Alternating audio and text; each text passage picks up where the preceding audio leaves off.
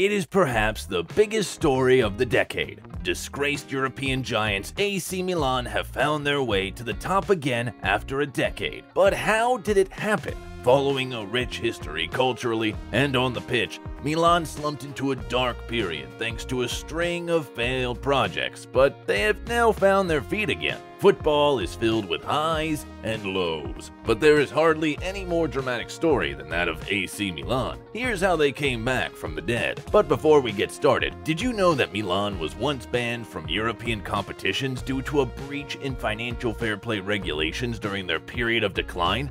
May 7th, 2011, AC Milan secured their 18th league title, their first since 2004 under Allegri. Seeing an overjoyed Ambrosini lift the rossoneri scudetto was a sight to behold. After 7 long years of despair in the league, fans finally had a reason to be happy once again. But there was a storm looming. Pato was facing injury problems from all sides, Inzaghi nearing the end of his career, Robinho was far from his best, and Cassano had a heart surgery ahead of him. Milan missed out on signing Tevez to partner with Ibrahimovic at the front, and it didn't get any easier. They lost the title to Juventus by 4 points in the next season, and what was their response? Silvio Berlusconi sold arguably their 2 best players, Ibrahimovic and Thiago Silva, to PSG, and that was it.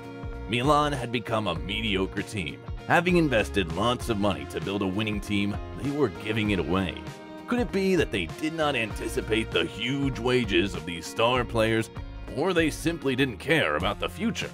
Even Paolo Maldini said he already saw the imminent decline after they won the Champions League in 2007, stating that they did nothing much to rebuild. By signing Ibrahimovic, Ronaldinho, and even Beckham during that period, it was always going to be difficult to balance the books. Also, uninspired signings like Huntelaar, Balotelli, and Philippe Mixes over the years didn't help matters. Milan was no longer a regular presence on the Champions League, which was hard to live with seeing that this same club once had legends such as Paolo Maldini, Cafu, Kaká, Nesta, Pirlo, Seedorf, Gattuso, and Shevchenko, players who made the club a soccer powerhouse. The Rossoneri was no longer able to attract players of such caliber, no thanks to its owners Fininvest. The company, controlled by Berlusconi's family since 1968, laid off large numbers of staff due to the financial crisis it found itself in, and that also played a key role in the club's decline. Finally, they also lacked a true sporting director to guide the team better. All these happened at a time when Italian football as a whole was far from its best. Couple these factors together and you have a team that was free-falling, but they always had it in them to recover. This brings us to their DNA. For many who may not understand the tragedy of Milan's steep decline, here's Milan's profile as a football giant. They are the second most decorated club in Europe, only behind Real Madrid, with 7 Champions League trophies to their name. They have also won 5 Coppa Italia trophies, albeit losing 9 finals. With 31 domestic honors and 18 international trophies, only a handful of clubs all over the world can boast of a similar accomplishment. Founded in 1899, the club has spent all but 2 seasons in the top division. It is one of the wealthiest, not only in Italy, but all over the world. Also, being one of the most popular, chances are that a kid growing up in Italy has a strong chance of becoming a Milan fan, or an ultra as they are called. What's more, a passionate rivalry with Inter Milan makes watching the Milan Derby a rite of passage for any true football fan. Home to a stadium with more than 75,000 seat capacity at the San Siro, it is not hard to see why some of the very best soccer players in history have called Milan their home at some point in their careers. Fortunately, the club found its way back to redemption, and here is how things played out. Berlusconi left the hot seat after 25 years, and the club changed ownership 3 different times in a bid to rediscover itself. After Allegri's departure, 8 managers, including former players Inzaghi and Gattuso, were brought in within the span of 8 years to try and change things. Nothing changed. Instead, a lengthy absence at the Champions League continued until Stefano Pioli came and the Renaissance began. After what was a dreadful start from the previous manager, Marco Giampaolo, he got sacked after 4 months, and Pioli was brought to stop the rot before the end of the season, where they were expected to appoint Ralf Rangnick as a permanent replacement. However, Pioli had other ideas. The Italian helped Milan secure Europa League football following a 12-game unbeaten run towards the end of the season. It was only fair that he would be rewarded with an extended contract the following season.